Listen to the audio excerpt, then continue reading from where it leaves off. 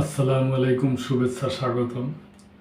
দর্শক, এটা অন্যরকম একটা সংবাদ। সে সংবাদ হলো বাংলাদেশ মিয়ানমারকে নিয়ে, যে আমাদের দেশের যে জেলে ভাইরা মাছ ধরতে যায়, বিভিন্ন সময় ওই জেলে ভাইদের ওনাদের ওই মিয়ানমারের যে কোস্টগার্ড আছে, আছে, ওনারা ধরে নিয়ে যায়।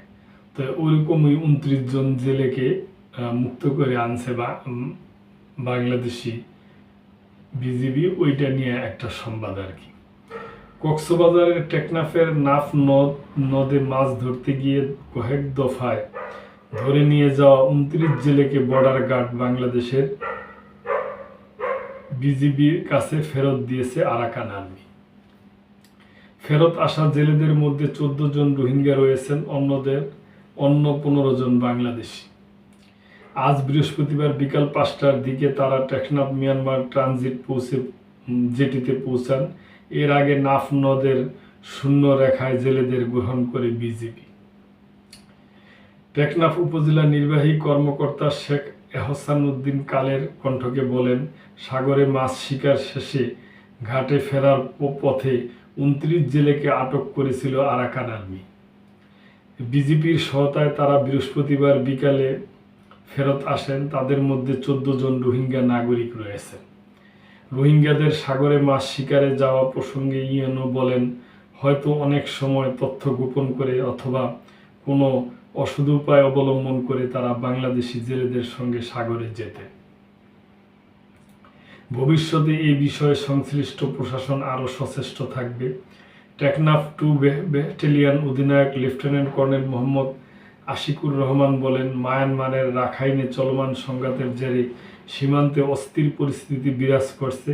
আর মিয়ানমারের বাংলাদেশ সীমান্ত লাগোয়া অধিকাংশ এলাকা বিদ্রোহী গোষ্ঠী আরাকান আর্মির দখলে রয়েছে।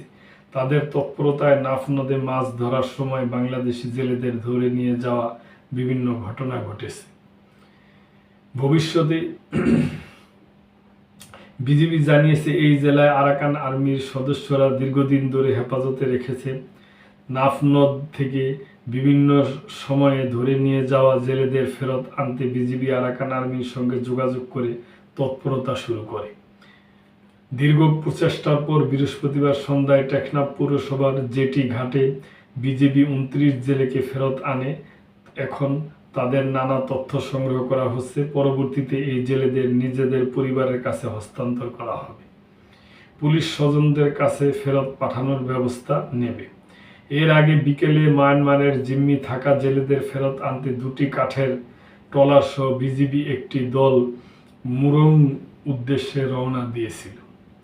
ফেরত জেলেরা হলেন টেকনাফের শাহপরীর দ্বীপের মৃত তৈয়বের ছেলে মোহাম্মদ হাসান, মোহাম্মদ সলিমুল্লাহর ছেলে মোহাম্মদ জাবেদ, কবির আহমেদের ছেলে মোহাম্মদ আব্দুর রহিম, মৃত আলমের ছেলে মোহাম্মদ হাসান, খুলনা মিয়ার ছেলে মোহাম্মদ কালামিয়া, মোহাম্মদ সৈয়দ আলমের ছেলে মোহাম্মদ নুরুল আলম, শামসুল আলমের ছেলে আব্দুর রহমান, সুলতান আহমেদের ছেলে মোহাম্মদ কালাম আহমেদ, ফয়জুল করিমের ছেলে মোহাম্মদ লাইমা, আব্দুল আমিনের ছেলে মোহাম্মদ কবির আহমেদ, কবির আহমেদের ছেলে মোহাম্মদ ইউনুস, সোনা মিয়ার ছেলে মোহাম্মদ নুরুল ইসলাম, রশিদ আহমেদের ছেলে মোহাম্মদ লুৎফর রহমান, আব্দুল মান্নানের ছেলে রহিমুল্লাহ, নূর মোহাম্মদের ছেলে মোহাম্মদ ফয়সাল।